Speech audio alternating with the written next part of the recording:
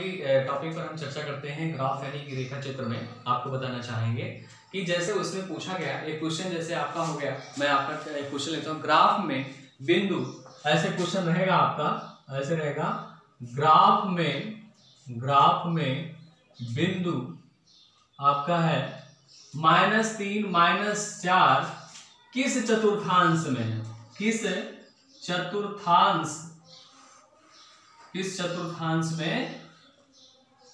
चतुर्थांश में है? अब ये आपसे पूछा जाता है, क्वेश्चन पूछा गया किस चतुर्थांश में है। अब ये जब पूछा गया किस चतुर्थांश में है, तो ये इसमें पूछा जाएगा, ऐसे उत्तर आपका दिया रहेगा। पहला उत्तर प्रथम, फिर आपका दिया रहेगा दूसरा आपका द्वितीय यानी सेकेंड, फिर आपका तीसरा या तृतीय, फिर चौथा आपका रहेगा चतुर्थ में। अब हमने आपसे इसके पहले में बात की थी, आपको थोड़ा सा फिर से रिवाइज करते हुए फिर से चलता हूं। ये ग्राफ हो गया, ग्राफ में ये आपका था पॉजिटिव और पॉजिटिव, यानी कि यहाँ पर x की वैल्यू ये थी और x डैश, यहाँ पर y डैश। तो x और y की वैल्यू देखेंगे, पहले x की वैल्यू लिखते हैं, तो x और x हो गया, ये आपका x हो गया और ये हो गया y, तो x प्लस y प्लस, तो यहाँ पर आपका हो गया। फिर आपका यहाँ से ये पॉजिटिव है, ये आपका पॉजिटिव है, ये आपका इधर नेगेटिव जाता है बाईं तरफ और इधर नीचे की तरफ भी नेगेटिव जाता है। तो अब देखें यहाँ से प्लस प्लस हो गया और फिर यहाँ से x का वैल्यू पहले लिखेंगे, तो x की वैल्यू माइनस है, फिर है प्लस, इसमें कोई आ ही नहीं रहा है। फिर हम देखेंगे तीसरे में कि x की वैल्यू क्या है, माइनस, और y की वैल्यू भी माइनस, यानी ये किस चतुर्थांश में है? तीसरे चतुर्थांश में। तो उत्तर हमारा क्या हो जाएगा? तीसरा चतुर्थांश, यानी कि ग्राफ में बिंदु -3 -4 किस चतुर्थांश में है? तो तीसरे चतुर्थांश में है। इस तरीके से आपका क्वेश्चन पूछा जाता है। अगला क्वेश्चन पूछा जाता है कि समीकरण को ग्राफ विधि द्वारा हल करिए। देखिए मैं आपको बताता हूं, अगला क्वेश्चन आपका रहेगा कि आपका समीकरण को ग्राफ विधि द्वारा हल करें, ये क्वेश्चन रहेगा आपका। अब इसमें ग्राफ विधि द्वारा हल करना है, बहुत सिंपल क्वेश्चन रहेगा। जैसे मैं आपका लेता हूं कि आपका क्वेश्चन है ये x प्लस 2y बराबर आपका 4, और फिर दिया गया है आपका 2x प्लस 3y बराबर कितना दिया गया है? 6। तो ये आपका मान लीजिए फिगर आपका पूछा है और इसमें पूछेगा कि ग्राफ विधि द्वारा आपका x और y का मान निकालिए। अभी तो हम समीकरण में द्विघात समीकरण के द्वारा ये लगाते थे, लेकिन ग्राफ विधि द्वारा कैसे लगाया जाएगा ये देखते हैं। तो इसमें देखेंगे किसी एक की समीकरण को ले लेंगे, x प्लस 2y बराबर 4 है, तो ये हो गया आपका पहला समीकरण। यहां से किसी एक के मान को निकाल लेंगे, तो देखेंगे 2y बराबर 4 माइनस x, तो y बराबर क्या हो गया? 4 माइनस x बटे 2, ये वैल्यू आ गई, प्राप्त हो गया।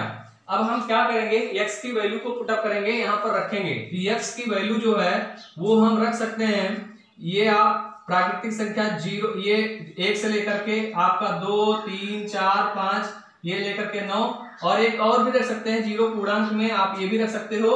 तो 0 से लेकर के 9 तक कोई भी संख्या आप इसमें रख सकते हैं। अब x की वैल्यू जो प्राप्त हो गई इसके द्वारा, यानी इसमें इसका मान रखा जा सकता है, यानी y का वैल्यू निकालना हो तो y बराबर हो गया 4 माइनस 0 हो गया बटे 2 बराबर कितना आ जाएगा? 4 बटे 2 बराबर कितना आ जाएगा? 2 आ गया। y की वैल्यू कितना आ गई? 2 आएगी। अब इस तरीके से क्या करेंगे, एक फिगर बनाएंगे इस तरीके से, और उसमें लिखेंगे कि x की वैल्यू क्या है?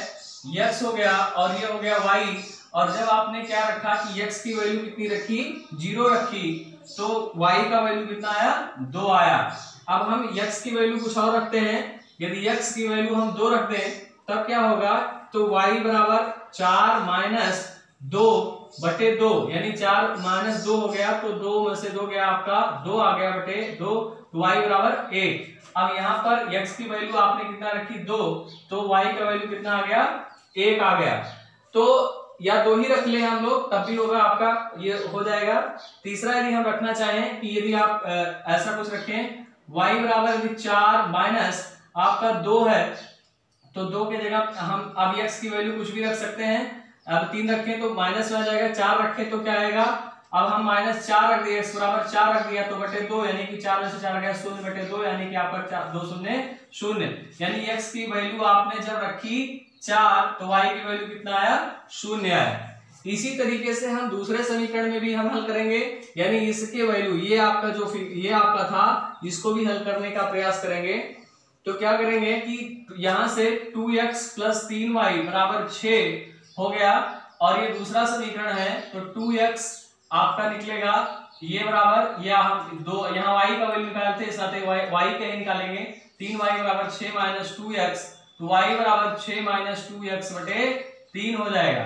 तो यहां से y की वैल्यू निकल गई, और इस तरह से हमने आपसे चर्चा की थी कि x की वैल्यू चाहे जो रख सकते हैं और इसके बाद मान निकाल सकते हैं। अब देखें, यहां से हम देखें तो y बराबर, यदि हम x की बात कुछ रखें, यहाँ पर मान रखा जाए, यदि रखते हैं 0, तो 6 - 2 × 0 यदि मान रखा जाए बटे 3, तो यहां से कितना हो जाएगा आपका, प्राप्त होगा 2 0 0, यानी कि 6/3, यानी y बराबर क्या हो जाएगा, 2 प्राप्त हो जाएगा। x की वैल्यू कितना रखा था आपने, 0। अब हम दूसरा एक ग्राफ बनाएंगे इसी तरीके से दूसरे समीकरण के लिए, कि इस तरीके से आपका x वैल्यू और ये हो गया आपका y वैल्यू। x की वैल्यू आपने कितनी रखी थी, 0, और y का वैल्यू कितना प्राप्त हुआ, 2 प्राप्त हुआ। अब हम दूसरा कोई मान रखेंगे, तब देखेंगे कितना आता है।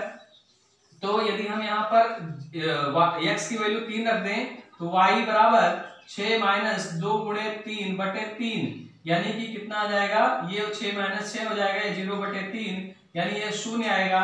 यदि x की वैल्यू आपने 3 रखा, तो ये y का वैल्यू कितना आ गया, 0 आ गया। y का वैल्यू कितना आ गया, 0 आ गया। तो इस तरीके से यदि हम y के मान को यहाँ पर रखे थे, यहाँ x के मान को 3 रखे, -3 रख लें, तो -3 यदि रखोगे आप, तो आपका आएगा वैल्यू ये प्राप्त होगा, 4 प्राप्त होगा। यदि आप निकालिएगा, देखिएगा y की वैल्यू कितनी प्राप्त होगी, 4 प्राप्त होगी। तो इस तरीके से आपका एक ग्राफ बन जाएगा। तो मैं आपको ये अगले बताता हूं कि किस तरीके से आपका ये तैयार होता है। तो